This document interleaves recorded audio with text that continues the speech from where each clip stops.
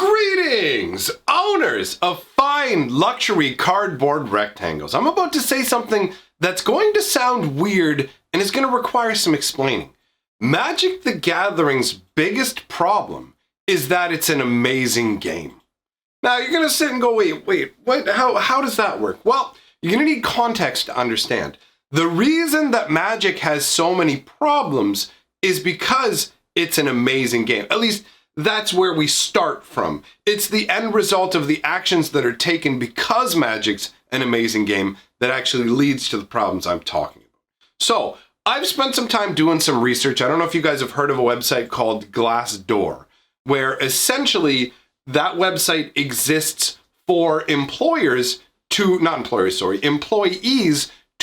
review their employers and give you an insider's eye of what a company's like, tell you the pros and cons of working in a company. And interestingly enough to note, when I went through these reviews, I did see that at one point, Wizards of the Coast was trying to get employees to go make positive posts on Glassdoor so we can have an easier time hiring people because of the extreme turnover that they suffer at the company.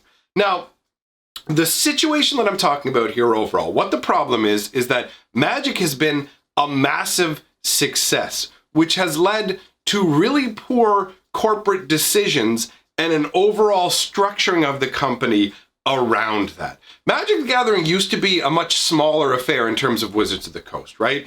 And then Magic, the game itself, grew larger and larger and became so dominant that Wizards of the Coast was actually able to purchase Dungeons and Dragons entirely. TSR, the makers of Dungeons and Dragons, which hilariously enough, Magic was made as sort of like a quick sort of, let's get that D&D flavor and you can play it while you're waiting for your campaign to continue and you got some downtime. Like Magic grew so much that they were able to buy TSR, which I thought actually is pretty cool overall. But what's happened is Magic has become wildly successful in terms of card games, right? It is the de facto best card game around. There's no disputing it. It's king of the hill, and they know it, and they've known it for a long time. And they're leveraging that in a way that has a detrimental effect overall to the company and leads to us having a poorer experience as consumers as well, because they're not putting in the effort to ensure we're getting the best results. What's going on is, think about it. Wouldn't you love to work at Wizards of the Coast? There's a bunch of people who think that I'd love to spend my time designing Magic cards. I'd love to get to work with Magic the Gathering. I'd love to get to play Magic all the time, talk Magic all day, do all that goodness. And you know what? I'll tell you right now, talking about Magic all the time, getting to play it whenever you want, that's a pretty sweet deal. I know, because that's the deal I've got, right? That's what I get to do here. I get to talk with you guys about whatever I want, be it the positive or the negative, and I think it's important to talk about both. I know some people don't like that I make the negative videos, and they'll come by and be like, why is all you do make negative videos? And I'll be like, what about all the videos I made that aren't negative? But let's put that aside. Take a look at the scenario where there are tons of people who want to work for Wizards of the Coast. And what's happened there is the same thing that's happened in a number of different industries that are desirable. This is leveraged by all kinds of different companies, and it generally leads to bad results. And that is, you desperately want to work for Wizards of the Coast. So as a result, you are going to put up with more hassles than a regular employee that doesn't care about the company the same way. Think about working at the place that would be your dream job, and then think about working at a place that you don't care about. Like, think about two equal jobs where one is, I'm gonna work like, oh my God, I get to be at Wizards of the Coast, versus like, I'm going to manage a Kmart. Now, there's nothing wrong with being a Kmart manager. All these sorts of businesses, are Kmart's even a thing anymore? We don't have them here in Canada anymore, but I think there might be some in the States. Regardless, like a department store manager, that's a perfectly respectable job, and I'm sure gets paid fairly adequately. Like, I am not here using that as a knock on those kind of jobs, but just to give you an example of, you're gonna dream about being a Wizards employee and working on Magic the Gathering. That's the dream. It's not a dream of being a Wizards employee, it's a dream of working on Magic the Gathering. And there is no equal for like the department. So I can't wait to be the guy who's in charge of making sure we have enough pairs of jeans to sell. Like, it's just, there's no parallel there. So Wizards has the ability to essentially pay people less, right? They go, oh, you want to work for Wizards? Come on in. It's going to be an amazing experience. We're happy to have you here. We love that gusto. We love that enthusiasm. Get on board. Come on in. You're welcome here. But here's the thing. We can't pay you as much. If you were to go and work as a department store manager, yeah, you'd get paid more. If you were to go and work in a company where you don't care about working there and you're doing the same level job, you're not going to take this level of pay.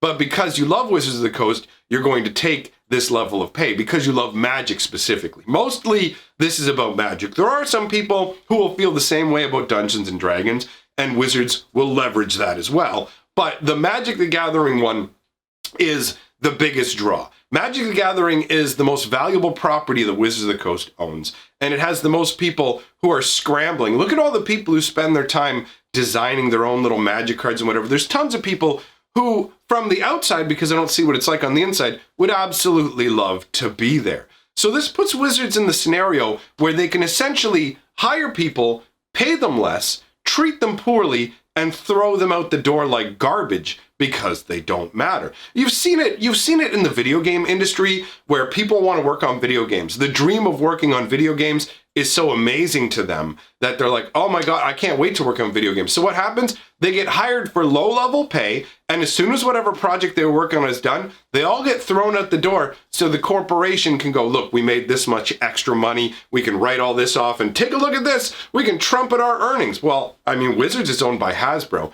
It's the same kind of scenario. So you have these people who are being hired because they love the game, and they're taking less pay, and you ask, well, what's wrong with that? What's wrong with someone wanting to take less pay to work a job that is their dream job? There's nothing wrong from the perspective of the person who goes in all starry-eyed and wants to work for Wizards. Like, oh my God, I can work for you guys. Like, I get to make Magic cards. This is amazing. There's nothing wrong with that person.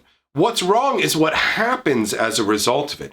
You end up with people, and I went through well over 100 reviews of different employees, and there was a very consistent level of talking about churn, and churn is how many people end up like leaving the business. And apparently around 2 years in is where all the magic starts to rub off. That's the furthest most people will make it before they start to become completely disillusioned. So anybody who sticks around long term is no longer going to be full of the joy. The people who are there and are excited and new, they put absurd amounts of work on them while also shrinking down the workforce. So there's not enough people to go around for all the work that needs to be done. So you have to skimp here or there. And where do we see the skimping? We see it very clearly in things like, take a look at, for a recent example, look at Oko. They talked about how intentionally, first of all, they came up with the Fires concept where they're like, we're looking to make fun, innovative, exciting new cards or whatever. I'm all on board. You want to do that? That's fine. But playtesting cards is really important. It's important to test things and get a balanced environment.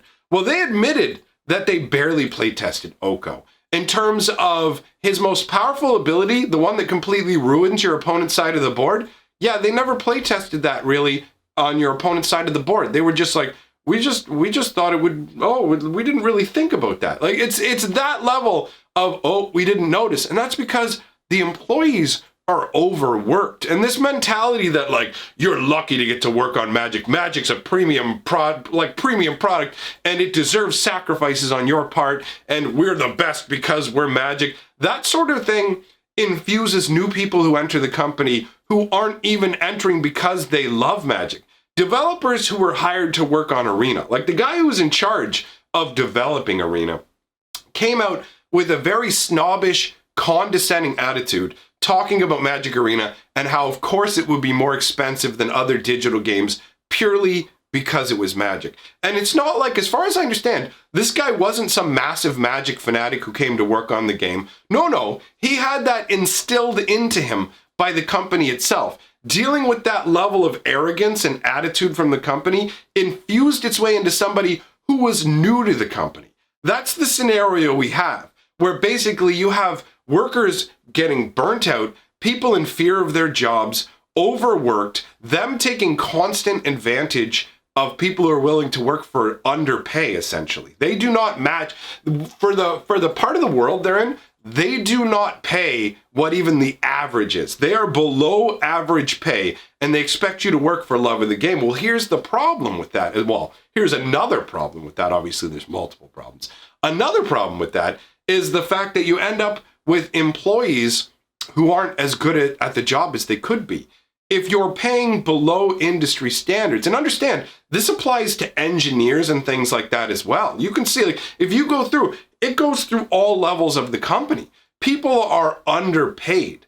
And when you underpay people, you're not going to have the level of competence and quality that you would have if you paid for a higher level of competence and quality. You're only going to get a certain level. You're never going to have the best, because the best are going to leave for other places. So you have people who aren't the best, and this isn't me knocking the employees of Wizards. Understand that, right? Okay, I'm just saying that this is just how it works. If you pay below the average, people will go where they can get the average or better. They'll only stick around for a certain amount of time before they'll go, look, I've got a family to take care of, I've got bills to pay, you're not paying me enough, I'm leaving. So your most talented individuals are going to leave. And you're going to be stuck with essentially subpar employees, stuck in this sort of like churn scenario. So you've got a situation where they overwork people, burn them out, throw them out the door, and then bring in a new wave. And they constantly are doing that sort of thing. On a side note, it was funny to see all the comments talking about the lack of diversity inside the company, considering they tout these ideals but don't internally reflect them. And that may be also, in my opinion, what they do is predatory. So it may have to do with the predatory way that they do things, where they're ending up with a lot of particular people working for them because they're preying on those people to work for them. Where it's like, okay, you know what? We're going to take substandard employees just because, hey, they love the game. The numbers look better on the spreadsheet. But at the end of the day, if you have less competent people working for you, you end up with a less competent product. I mean, look at the slew of problems that Wizards of the Coast has now. They literally had to cancel releasing a book that they, as far as I understand, they paid for a full Theros novel to get created, but they screwed things up so poorly that they can't even release it. They can't print cards to decent quality like they used to be able to, or they just refuse to. So it's either incompetence or absolute outright greed. But either way, this preying on Magic players the way that the games industry does, even like places like EB Games. Like EB Games would take people like, oh my God, I can't wait. I'm so excited about working in a game store. And if there's a lineup of people with stars in their eyes going, oh, I can't wait to be there, then you're going to feel that pressure as well. You're going to know you're replaceable. And the next Johnny excited about Magic is going to be like, I'll do it, Mr. Wizards. I'll do it for cheap or free. I mean, we've probably all been in positions where we've been exploited to a degree by this sort of thing. Not specifically with Magic, but it's a very human sort of thing. But the company is just actively making these choices that are making things worse. And it spreads out to every aspect of the company because of that corporate culture where they become complacent. They're like, we're king of the hill card game. And it just translates into them thinking, we're also going to be king of video games. And it's not going to play out that way. They're not hiring the best and the brightest to create this stuff. They're hiring people who will work for what they're paying. And considering how much money this company makes from all these products, it makes no sense to see a shrinking employee base being loaded with more and more work.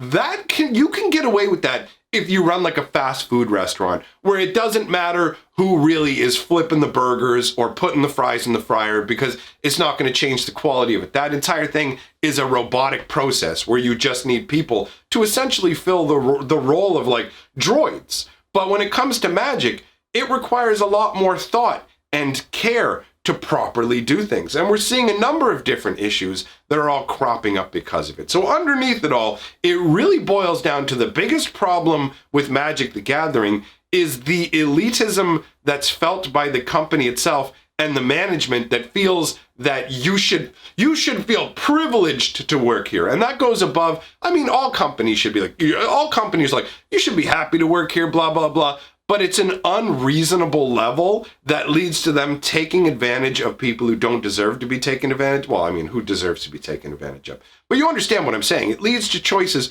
where people are being treated very poorly and underpaid because Magic's a great game. That's it. Magic's an amazing game. And because of it, Magic is suffering. The game itself is suffering because of incompetence, because of complacent management, because of taking advantage of individuals who don't deserve to be taken advantage of. So that's my opinion on the subject. I just wanted to bring that out as a conversation piece. So let me know what you think in the comments below. I appreciate you all coming by. Big shout out to all the people who are financially supporting the channel on Patreon or through channel memberships. Very much appreciated. And I shall see all of you people tomorrow.